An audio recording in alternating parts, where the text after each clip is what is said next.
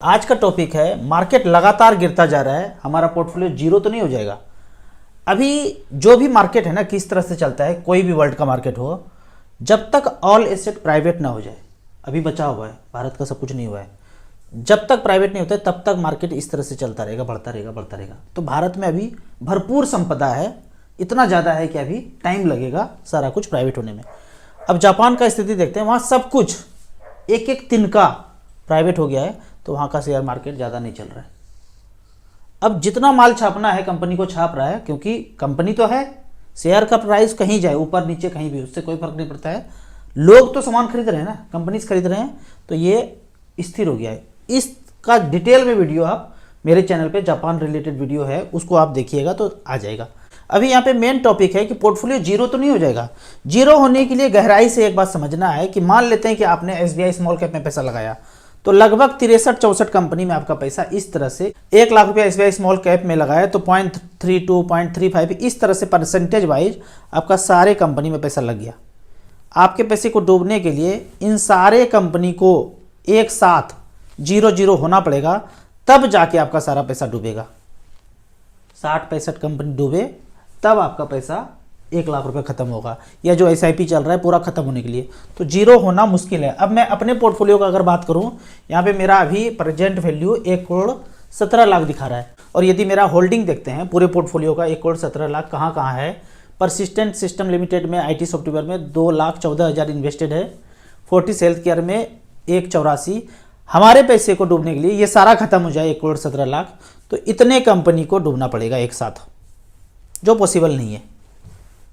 4-5 ऊपर नीचे होगा, 8-10 लाख रुपए और नीचे हो सकता है, पर सब खत्म हो जाए, इसका मतलब है कि किसी ने हमारे देश पे 10-15 परमाणु बम गिरा दिया होगा।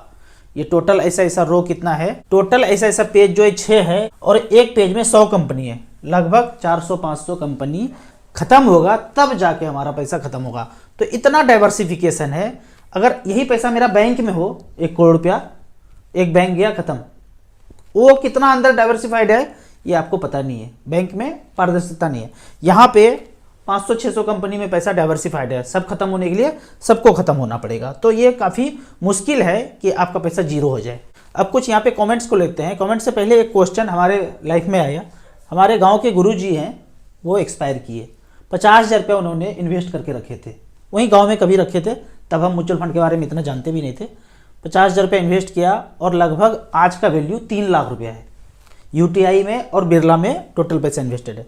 लेकिन यहाँ पे थोड़ा सा गलती क्या हो गया, 50,000 जो लगाए डिविडेंड प्लान में लगा दिए, तो उनको 30,000 रुपया डिविडेंड आया और मिला नहीं, वही एड्रेस अपडेट नहीं है, बैंक अकाउंट में पैसा नहीं आया, तो 30,000 रुपया यहाँ रहा, और ये पड़ा रहा 10 साल तक, घूमता रहा, कहाँ गया पता नहीं। 8 साल खुद वो बेड पे पड़े रहे जो हमारे गुरुजी हैं, तो 10 साल तक ये डिविडेंड वाला पैसा मिला नहीं। अगर ये 50,000 रुपया ग्रोथ ऑप्शन में होता, तो मेरा मानना है पिछले 15 साल में ये 5 लाख रुपया होता। जहाँ ये 3 लाख रुपया बना, ये 5 लाख रुपया होता। ये डिविडेंड वाला चेक अगर कहीं नहीं घूमता 30,000 रुपया, तो लगभग 5 लाख रुपया होता। तो यहाँ पे क्या करना है, डिविडेंड वाला प्लान को ना आपको इमीडिएट में ग्रोथ ऑप्शन में चेंज करना है। आप कहेंगे मुझे डिविडेंड मिलता है, पैसा चाहिए ज़िंदगी जीवन यापन करने के लिए, रेगुलर इनकम। वैसे डिविडेंड में रेगुलर इनकम तो आपको मिलता नहीं, कभी मिलता है कभी नहीं मिलता है।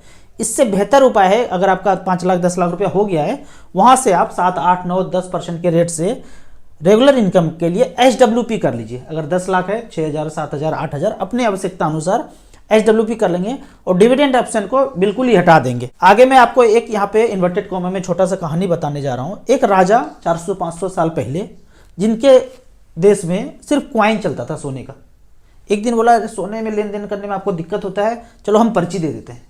पर्ची दे दिया सबको, सारा सोना रख लिया, बोला जब भी वापस करोगे ये पर्ची सोना दे देंगे। ऐसे चलता रहा। उसके बाद इनको कोई दूर का मित्र, गंजेड़ी भंगेड़ी नशेड़ी हमारे जैसा कोई व्यक्ति इससे टकरा गया, बोला ना आपको ना मैं 1 नंबर का बाहर से शराब दारू ये सब लेके दूंगा, गांजा भांग नशा आप करते हो, मजा आता है आपको, हमको ना कुछ पर्ची दे दो। बोला यार तुमको पर्ची लो, 10 लाख करोड़ हमको दे दिया उन्होंने। मैंने क्या किया, हिंद महासागर में बगल में पेट्रोल खरीद लिया, सारा हिंद महासागर खरीद लिया। उसके बाद निकाल करके 90 रुपया लीटर बेचने लगा वहाँ की जनता को। अगर ये राजा गंजेड़ी भंगेड़ी नशेड़ी 10 लाख करोड़ का पर्ची ऐसे ना दिया होता हवा में, तो ये अगर यहाँ से पेट्रोल निकालता तो 20 रुपया लीटर ही सारे देश को मिलता।